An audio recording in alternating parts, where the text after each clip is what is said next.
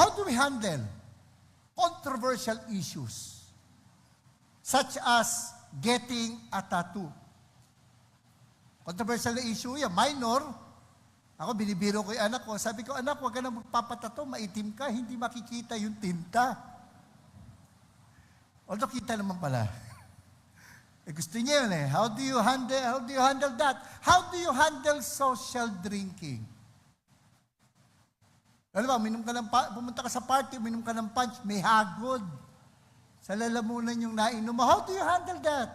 How do we handle these issues that tend to divide Christians? During the pandemic, I experienced being criticized even by my own members from my former church because we decided as a church to follow the quarantine protocols and encourage people to get vaccinated. May mga umalis, may mga naglipatan sa ibang church. And the question is, should we really debate these things? How do we handle such contested issues? Dito po sa bahaging ito ng ating serye sa 1 Corinthians, actually kung tatanungin niyo ko, ito ang iglesyang sakit ng ulo ni Pablo. Sana yung C sa FCF ay hindi Corinthian. No po? We will continue to discuss Christian liberty. Christian liberty. We tend to assume that maturity is insisting on our rights. Di ba, may TV show pa nga, kapag may katwiran, ipaglaban mo. But today, we will see that maturity is not insisting on your right. Maturity is giving up your rights for the sake of others. Buksan po natin ang ating Biblia sa 1 Corinthians chapter 10 at tayo po ay manalangin. O Lord God, you declared in your word, for freedom Christ set us free. Stand firm then and don't submit again to a yoke of slavery. Thank you, Lord, for setting us free. But Lord, we want to be responsible with the freedom you gave us. Because you have set us free that we may obey you. Guide us with your wisdom as we study your word.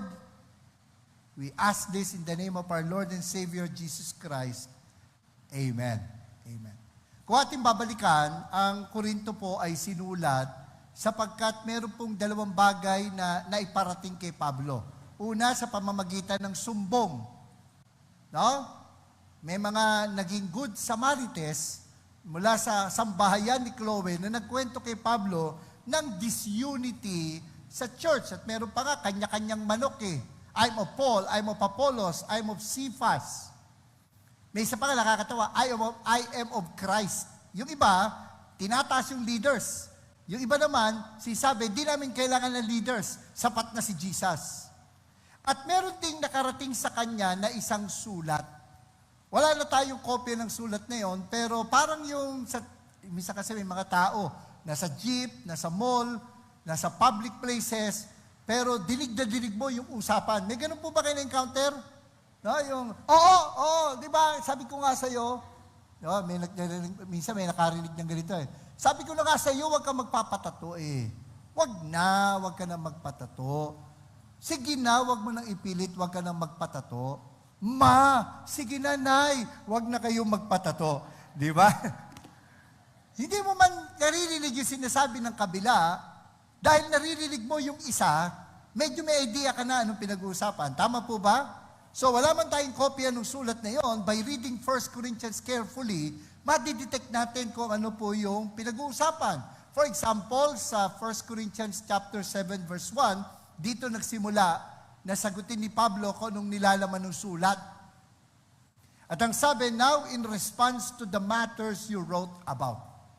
At doon sa chapter 7, tinalakay ni Pablo, singleness, marriage, remarriage, divorce. And then in 1 Corinthians chapter 8, ang sabi, now about food sacrificed to idols. It may not be a big issue for us, but it was for them. Kasi can you imagine, from chapter 8, chapter 9, chapter 10, 3 chapters ang ginugol ni Pablo para pag-usapan ang issue na ito. napakalaking issue sa kanila ito. Because you have to remember na ang Corinto po, Corinth, ay other than, nakakatawa nga other than kilala ito for R&R. Kasi it's a harbor city. Parang Subic. At kapag yun ay pinupuntahan ng mga seafarers, no po, doon din nagkakaroon ng R&R. Kaya nung panahon na yun, pag sinabing to Corinthiasomai, or pag sinabi sa Greek Corinthiasomai, o pag sinabing to become like a Corinthian, it is to live an immoral life. Sapagkat marami nga pong mga prostitute sa Corinth. Subalit, somehow, they were able to merge religion and immorality. Kasi may mga pagan temples doon, at isa na po doon, yung templo ni Aphrodite, na meron pong 1,000, ang tawag po sa Greek ay hieroduli. Ano po yung hieroduli? Sacred prostitute. That in order to worship Aphrodite, you have to have sexual relations with these sacred prostitutes. And of course, what you give to these hierodulis ay hindi bayad sa kanilang serbisyo, kundi offering kay Aphrodite. Ngayon, dahil sa dami ng mga templo, hindi lang naman po mga Hudyo nag-o-offer ng animal sacrifices, pati sa mga pagans, in-observe yun. At nung panahon na yun, wala pa pong refrigerator, ang dami, hindi naman buong hayop yung sinusunog. Minsan yung taba lang ang sinusunog At yung pong natira doon sa hayop, binibigay na doon sa priest. At wala na nga refrigerator, inaasnan na lang nila para hindi mabulok. Pero anong gagawin mo?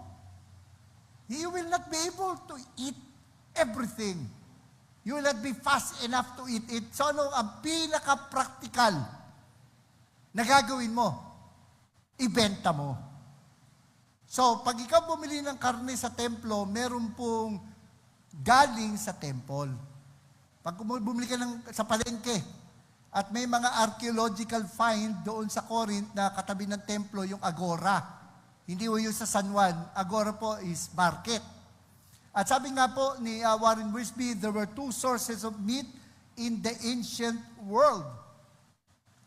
The regular market where the prices were higher, and the local temples where meat from the sacrifices was always available, and by implication, mas mura yung karne sa templo. Mas mura. The strong members, ibig sabihin ng mga strong member, sabihin na natin mga lumalago, mga mananampalataya, mga alam na kung ano pinaniniwalaan nila, the strong members of the church realized that idols could not contaminate food, and so they saved money by purchasing the cheaper meat available from the temple. Siguro isip din nila, laman tiyan din yan. Ano ba naman yan? Karni lang naman yan. Hindi naman porke ina-offer sa templo yan. Pag dinala mo sa dilim yung karni, nagliliwanag. Karni lang yan. Furthermore, if unconverted friends invited them to a feast at which sacrificial meat was served, the strong Christians attended it, remember this point, whether at the temple or in the home. And all of this offended the weaker Christian. Hindi mo derogatory yan. Ito lang po yung mga mananampalataya na, kumbaga, ang tawag po natin may bagahe. May association sila dito sa bagay nito sapagkat they were heavily involved, halimbawa sa temple worship. Kaya for them, they're not comfortable entering the temple, the pagan temple, or eating food sa pagan temple. Kaya po yun yung tinatawag sa Bible na weak Christian. Many of them had been saved out of pagan idolatry, and they could not understand why their fellow believers would want to have anything to do with meat sacrificed to idols. So nakita po natin tension. Amen? It was such a big deal at that time that actually it threatened the unity of the church. Alam nyo, you'll be surprised how seemingly trivial matters could threaten a church's unity. Isa pagtatalunan. Ano ba ang pace ng kanta? O Holy Night o Joy to the World. Issue yun. Issue yung kulay ng kurtina. Issue yung pati yung suot ng asawa ng pastor. Alam mo, daming issue sa church. Na kung tutusin, ako, paniwala ako, ganito lang eh. Repeat after me. Kung hindi mo na rin lang ikamamatay, sabay-sabay, kung hindi mo na rin lang ikamamatay, hayaan mo na. Ulitin natin, kung hindi mo na rin lang ikamamatay, subalit may mga issue na maaaring preference, pero masyado yung attachment. Katulad halimbawa nga nitong meat offered to idols, katulad nga ng issue ng tattoo. Kasi yung mga young people dito, you have to understand, we understand your need for expression, pero ako po ay galing sa henerasyon na ang mga natatatuan po ay yung mga nakakulong sa bilibid. Kasi wala silang magawa, kaya tinatatuan nila eh. So, parang yun ang identification sa tattoo. So, pag nakita kami na may tattoo, parang, alala ko yung kaibigan ko dati, laya yun sa bilibid eh. No? Ang tattoo niya, pag nagubad ng t-shirt, di mo akalain walang t-shirt eh, kasi long sleeves. Yung tattoo niya, nag-swimming kami, paglusong niya, layuan yung mga tao sa kanya. Kaya you really have to consider din.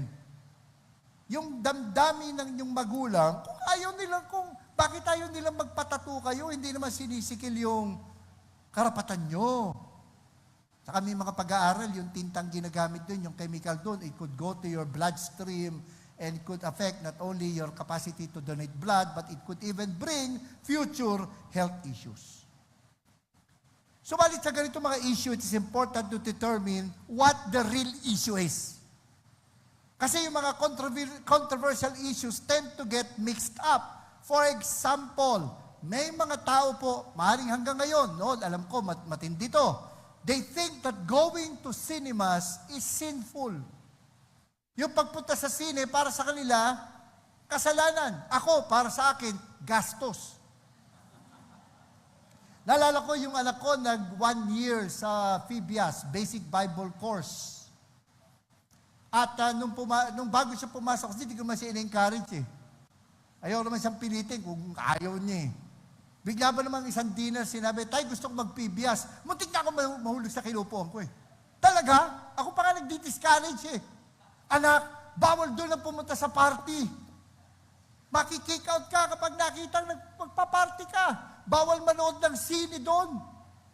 Eh gusto talaga eh. Di sige, kaya lang, para sa kanya, isang taon, habang nandun siya sa PBS, hindi kami nanood sa sine. Para hindi naman mainggit. Di ba? Ang issue, pag pinag-aralan mo, iba-iba eh, halo-halo eh. What they're watching is one thing. May mga talaga namang pelikula na mag-iisip ka, dapat bang panoorin? Diba? Sa umpisa, may marinig ka, ting-tong-tong, patnubay na magulang ay kailangan. Diba? Pero minsan, even if what was being screened in the movie was not really questionable, but there are those who judge people who enter the movie houses. At pag tinanong mo, ano bang problema mo sa sine? At ang sasagutin nila, siguro meron silang nakaraan, with all due respect, ay kung ano ang ginagawa ng mga tao sa loob ng sinihan nang hindi naman talaga nanonood ng pelikula. Bakit ang pinupwesto nila sa sine ay yung kasuluk-sulukan, kadilim-diliman, kalamig-lamigan? So para sa kanila, para avoid temptation, it's better not to enter at all. So ito ang tanong, ano talaga problema? Yung pinapanood ba? Yung lugar ba? O yung ginagawa ng tao doon sa loob ng sine? Kailangan i-discern natin. Kaya maganda pinag-uusapan ng mga issue na yan. Nakita na natin sa chapter 8, nung tinalakay po na dito, na Paul declared, so what about eating meat that has been offered to idols? Well, we all know that an idol is not really a god. So, if an idol is nothing, food offered to the idol is nothing also. It's not really affected. Kaya lang, may mga kapatid na associate nila yon sa ginagawa sa templo. Nasusundan po nila? Sabi nga rito, some, sabi ni Paul, have been so used to idolatry up until now that when they eat food sacrificed to an idol, their conscience, being weak, is defiled. In other words, their conscience bothered them. Pumapangal sila nung medium rare steak, juicy na steak, salt and pepper steak. Pagkagat nila, saan nyo binili to? Diyan lang sa templo. Di ba? It bothered them. Kaya alam nyo, maganda, when in doubt, don't. When in doubt, don't. Totoo naman, we are free to eat whatever we want to eat. Totoo naman yon. But, sabi ni Paul, but be careful that this right of yours, because it's your right, you're free to do so, that this right of yours in no way become a stumbling block to the weak. For if someone sees you, the one who has knowledge, dining in an idol's temple, kasi para ka sa'yo, alam ba, ikaw, wala ka namang problema ron, alam mo naman, di ba, na wala namang kwenta yung mga idols na yan. For if someone sees you, the one who has knowledge, dining in an idol's temple, won't his weak conscience be encouraged to eat food offered to idols? Palasak sa ating Christian yung, na-stumble ako sa iyo. Isang araw lang, isang basher ko, binanggit yun eh. Na-stumble ako sa iyo, pastor ka pa naman. Ano ibig sabihin nag-stumble? Pag narinig natin yung naka-stumble ka, anong pupasok sa isip natin? What do we really mean pag sinabi natin naka-stumble? Sa context natin ngayon na sinasabi natin, na-offend ako sa iyo, natisod ako sa iyo. Ano bang ibig sabihin ng pagiging stumbling block? Sa totoo lang, if you study the Bible, it doesn't mean we should be careful not to offend others. Kasi sa totoo lang, people will always find a reason to be offended. At may mga tao, napaka-critical, na lahat na lang pupunahin na kapag nandyan siya, parang dinumero ang kilos mo, parang tumatawid sa miswa. Hindi mo na alam kung anong gagawin mo kasi baka ma-offend siya, baka punahin ka. Hindi ho yun ang tinutukoy sa stumbling block. We should not fall victim to very critical people. Na para bang kailangan mapiplease sila sa bawat kilos mo. What does it mean then na stumbling block? Pansinin yung context. If someone sees you, the one who has knowledge dining in an idol's temple, won't his weak conscience be encouraged? Be encouraged to eat food offered to idols. Ano pala ibig sabihin ng stumbling block? Ano ibig sabihin na stumble? Ganito po yan. Again, you're free to eat whatever you want to eat. But others may not be able to do that because of their association. Naalala nila yung mga pinagagawa nila noon. Example. Pag sinabi stumble, maaaring malaya tayong gawin yon, pero may mga tao hindi malaya sa bagay na yon. Ulitin ko maaaring malaya tayo sa bagay na yon, pero hindi lahat ng tao malaya doon. At tatandaan niyo po, tayo mga Kristiyano, hindi natin issue lang ang kasalanan. Hindi lang kasalanan ang issue. May mga bagay na hindi kasalanan na maaaring maging kasalanan sa iyo. Hindi kasalanan sa iba, pero sa iyo kasalanan. Actually, sabi, wala po sa PowerPoint, Hebrews chapter 12 verse 1.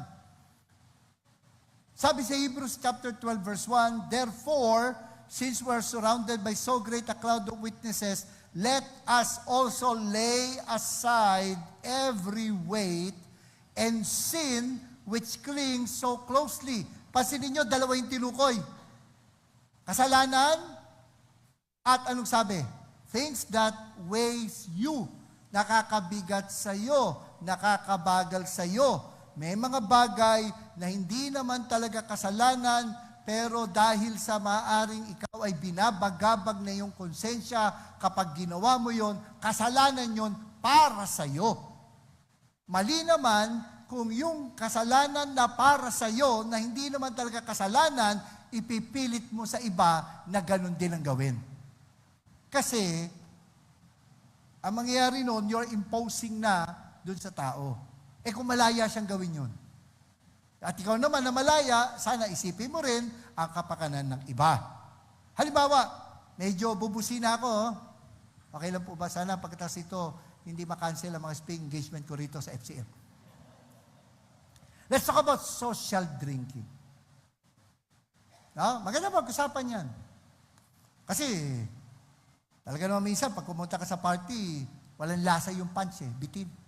Hinahanap kang lasa. Nasanay ka dun sa medyo spiked. No, let's say, uminom ka nun, walang problema sa'yo. Yung isang kapatid na babagabag, bakit? Dati alcoholic eh. At nakita ka niyang uminom nun. Again, it may not be sin. But you have to consider, itong kapatid mo nag-i-struggle eh. Kawalan ba sa'yo kung hindi ka uminom nun? Kawalan ba sa'yo? Mas kailangan ba ipilit mo ang karapatan mo, ang kalayaan mo, samantala may isang kapatid na dahil sa ginagawa mo, binibiro mo, ikaw naman, masyado ka naman legalistic. Hindi ka naman maglalasing. Di ba sabi naman sa Bible, huwag maglalasing. Hindi naman sinabi ng Bible, wag kuminom. Inom ka lang. Yung tawa mong umiinom, he's acting against his conscience, he's struggling. You have caused that brother to stumble. Is it worth your freedom? Is it worth insisting on your freedom without even considering your brother who is recovering from alcoholism? Note also na kaya rin big deal, pambihira naman, kinakain mo sa templo mismo eh. Alam nga ninyo, may mga templo, may mga nangyayaring mga immorality roon. Kaya nga, sa chapter 10, yung naka-assign sa akin na passage, sa chapter 10, pag tinignan po ninyo, mula po verses 1 to 13, the apostle reminded the Corinthians about the idolatrous and immoral past of Israel. At binalaan sila ni Pablo that they should avoid committing the same sins that they did. Anong sabi nga ni Paul? Now these things took place as examples for us. Mababasa nyo na yan sa naunang mga verses. Now these things took place as examples for us so that we will not desire evil things as they did. Don't become idolaters as some of them were. Let us not commit sexual immorality as some of them did. He warned those who think they are strong that they might end up becoming tempted sa pagpasok nila sa mga templo na yon. Alam mo, matatag ka, you have to be warned. Whoever thinks he stands must be careful not to fall. Isa mas maganda na rin, di ba? Sino po sa inyo ang yung mahilig sa herpetology? Ano po yon? Mahilig ka sa ahas. Sino po? Taas ang kamay. Meron po ba? Tantuwa kang kawakawakan na gano'n. Ang labig niyang kaliskis. Ang smooth. Kaya tayo bird watching lang eh. So I assume yung hindi nagtaas ng kamay, takot kayo sa ahas. Tama? Tama po ba? Sino sa inyo hindi takot sa ahas? Taas ang kamay. Sino po takot sa ahas? Taas ang kamay. Again, sino po hindi magtataas ng kamay? Kahit ano itanong ko, taas ang kamay. Pag may nakita kayo ahas, ano gagawin nyo? Ususoy mo pa ba? Ay, tingnan mo. Ganda ng mata. Ang bilis nung gano'n ng dila. Mukhang kinis. Di anong ginagawa mo? You will keep yourself as far away from the snake as possible. Yun ang sinasabi ni Paul. Huwag kang assuming na malakas ka. Dahil yung nagmamayabang na malakas siya, baka bumagsak ka. Whoever thinks he stands, be careful not to fall. Of course, sabi nga ng Bible, walang pagsubok na dumating sa iyo na hindi pa naranasan ng tao, tapat ang Diyos, na hindi niya hayaang subukin ka, na higit sa iyo makakaya, bagkus kasabay ng pagsubok, bibigyan ka niya ng kalakasan upang mapagtagumpayan yon, verse 13. Pero you have to remember this, bago sinabi sa verse 13, na bibigyan ka ng kalakasan upang mapagtagumpayan ng tukso, sinabi sa verse 12, huwag kang magmamayabang na akala mo kaya mo at baka bumagsak ka. So, binarningan sila ni Paul. Kala mo, napaka-open-minded mo. na kaya mo i-tolerate yung pagpasok sa templo. Di mo alam, bumababa na pala yung resistance mo sa temptation. Again, from verses 14 to 22, makikita natin that as far as Paul is concerned, it was not wrong per se to eat food offered to idols. But they have to mind where they are eating it. Kasi nga, they might end up participating in what the pagans were doing in the temple. Kaya nga sabi ni Paul, what am I saying then? That food offered to idols is anything? Or that an idol is anything? No. But I do say that what they sacrifice to demons and not to God. I do not want you to be participants with demons. And that's why Paul commanded them, so then, my dear friends, flee from idolatry. The problem was not what they were eating. The problem was the place and the activities that were connected with that place. And so Paul said, don't go there at all. Don't do it even if you think you are free to do it. Your conscience may be clear. Hindi ka nababagabag. You may not be doing anything wrong, but you might end up committing sin. And you ask Dr. Lem, you ask any doctor, prevention is better than cure. Parang halimbawa, parang ganito kasimple. Mga lalaki na nagsasakay ng babae na hindi nila asawa. Pwede sabihin na iba, uy, ang kitid naman ng isip mo. Di ba? Tapos, magsasakay ka, kayo lang dalawa. Mature naman ako eh. I can handle it. No? Maring well-intentioned, kapatid. Maring well-intentioned. Pero alam nyo, hindi dahil sa baka machismis ka eh. Ang issue talaga doon, avoiding sexual temptation. Because he who thinks he stands, be careful lest he fall. Hindi lang sa hindi ka magsasakay, kung magsasakay ka, grupo yan, walang babae sa tabi mo. Asawa ko na baka po doon. At kung sa grupo may matanda talaga, yun na paupuin ko. Okay lang machismis, kasabay ko si Lola.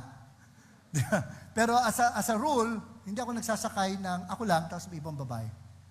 No? Naalala ko dati, dahil sa isang church ako, nag-speak ako, medyo umuulan. May nagtatanong, Pastor, saan po kayo? Dito po daan ko. Pwede ba makisakay? Pasensya na po Mas takot ako sa asawa ko kaysa sa tukso. Hindi, seriously, usapan na namin ng asawa ko yun, hindi pwede.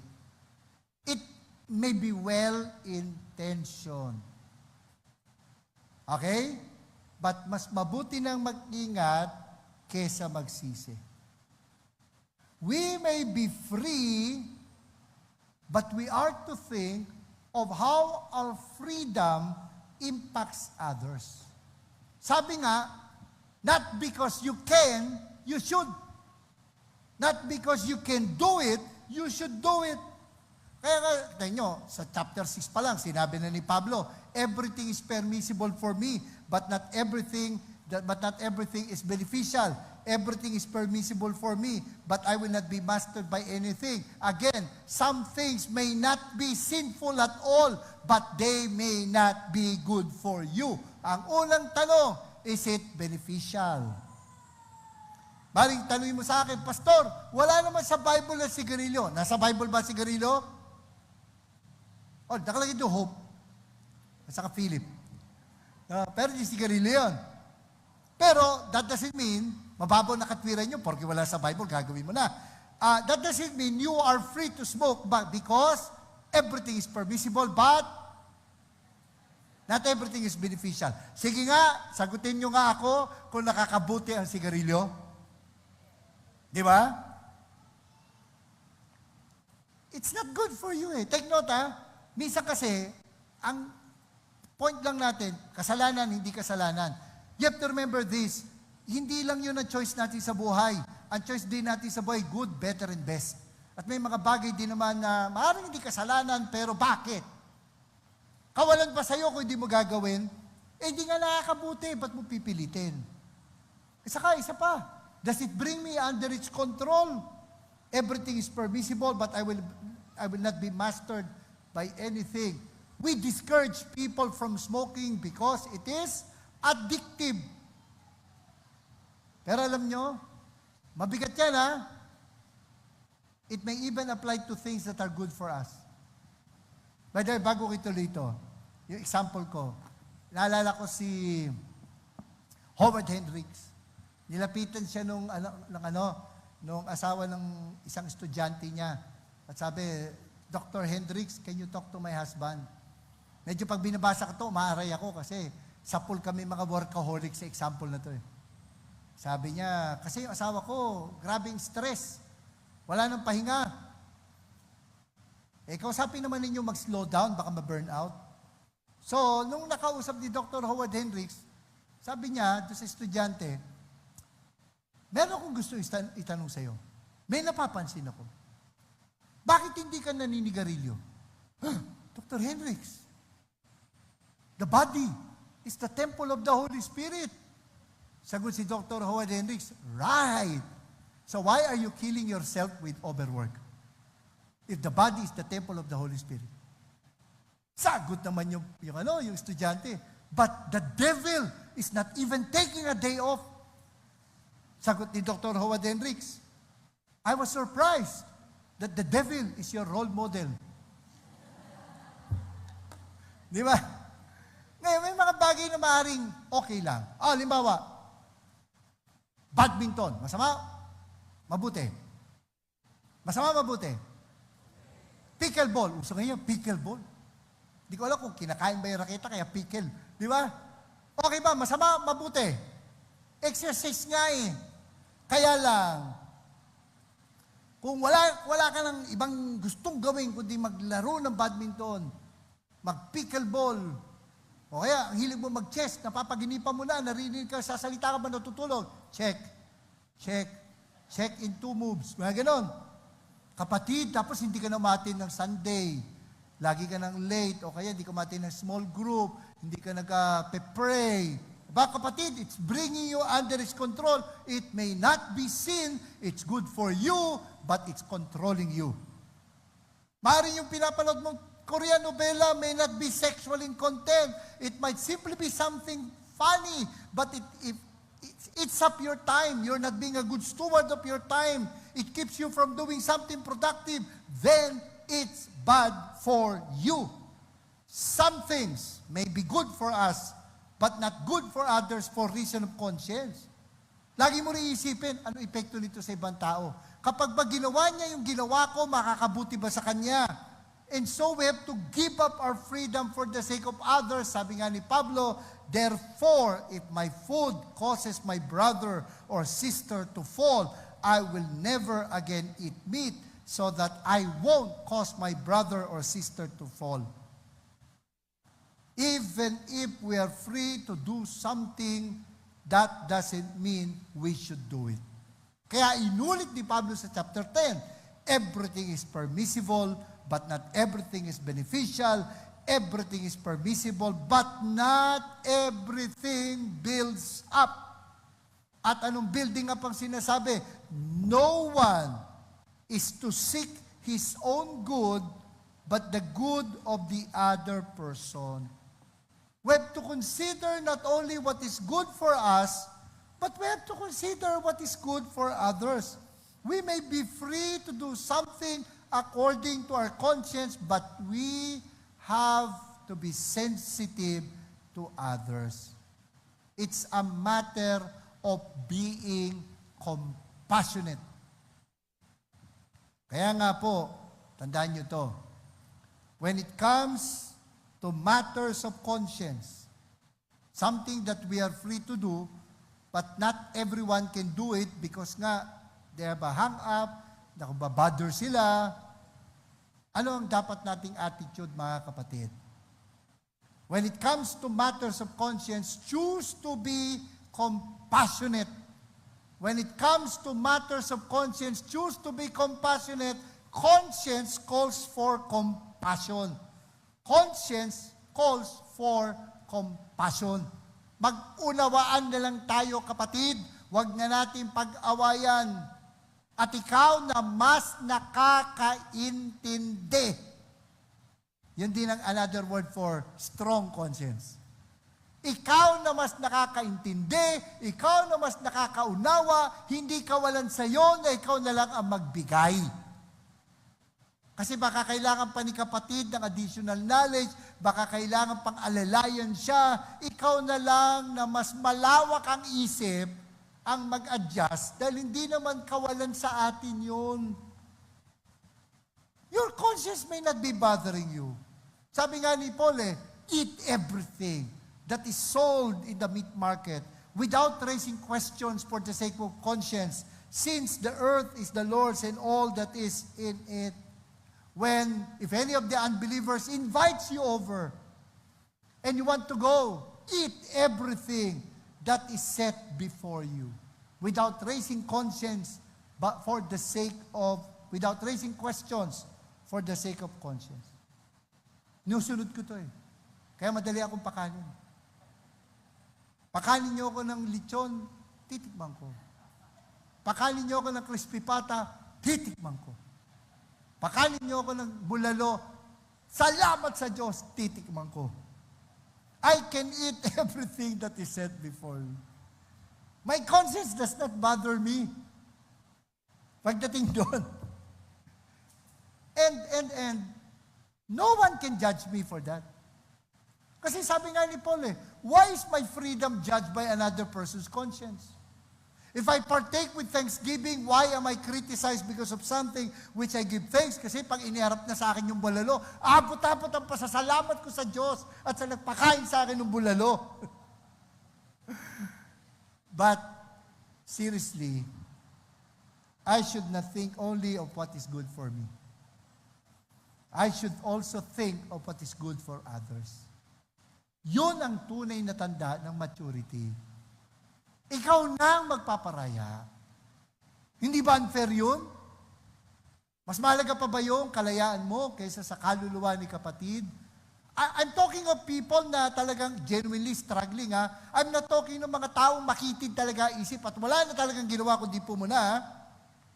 Ang pinag-uusapan natin dito yung mga kapatid na dinidisciple natin o mga kapatid na kasama natin na may mga pinagdadaanan pa. Sabi nga ni Paul, but if someone says to you, again, eat everything that is offered to you, but if someone says to you, this is food from a sacrifice, obviously coming from a person who is weak in conscience.